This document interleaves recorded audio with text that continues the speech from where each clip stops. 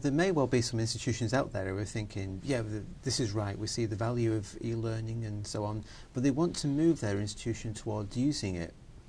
How can they get that going? How can they take their traditional institution, which is predominantly maybe face-to-face and lecture, synchronous lecture bound, to that situation where they've got a good proportion of e-learning underway? Well, you know, people liken managing academics to herding cats. You know, it's a very difficult occupation. However, the only way to control a group of cats is usually through their food. So one of the first things we should be doing is rewarding professors for good teaching.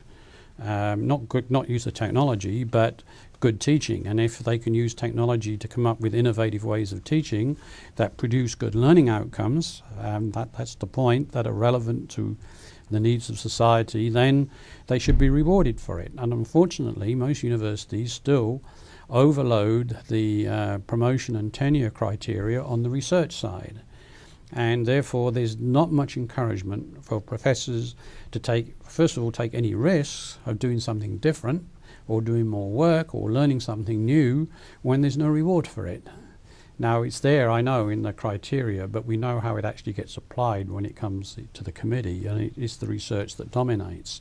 So we have a big problem, a systemic problem about improving not just the use of technology, but improving the quality of teaching in universities, and that's a very serious problem. The other thing is that I think that you have to link the use of technology to ways of teaching.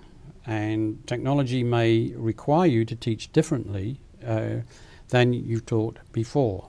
So it needs some understanding of pedagogy and some understanding of how students learn so that you can redesign your teaching to exploit the technology to get the learning outcomes you want. And that means knowing how the technology works in relationship to learning as well as the subject matter.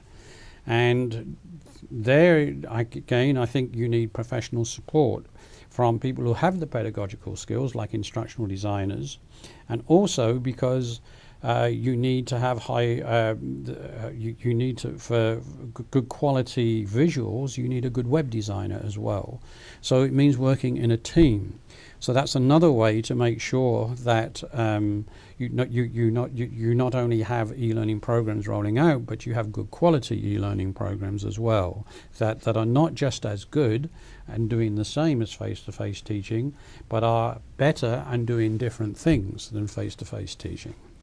Finally, there may be, say, some people who are familiar with your work, they've read the books and they've got the ideas and they buy into things, and they'd like to move their own traditional or classroom-based teaching on with this. What advice could you give to any people who have read your books or are watching this interview who could actually take those steps to being e-learning tutors? Well, I think the first thing to do is to have a go, actually get started. Now, there's two ways to have a go. You have a go and on your own, you don't talk to anybody about it and just try to do it and see what works.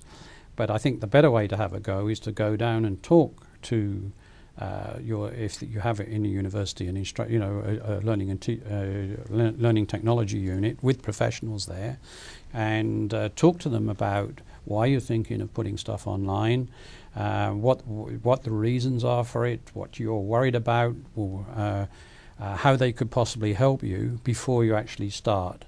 That's two reasons, because it's much easier to get it right at the beginning and then not have to go back and change things. If you get it wrong at the beginning, then it's very hard to, you can improve as you go, but it's much harder if you don't get, for instance, if you don't get the interface set up properly and you find that you want students to do things and you can't do it and you try to build them in afterwards, it doesn't work very well.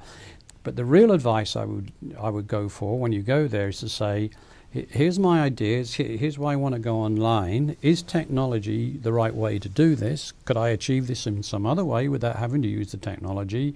And if I am going to use the technology, what does it allow me to do that I haven't thought about, given these are my overall objectives in terms of what students need to do? and get some feedback from the web designer and the instructional designer about how you might plan and organize your teaching in order to exploit fully the technology. Tony, many thanks for answering these questions and for taking the time to come to the studio this afternoon. Right, thank you.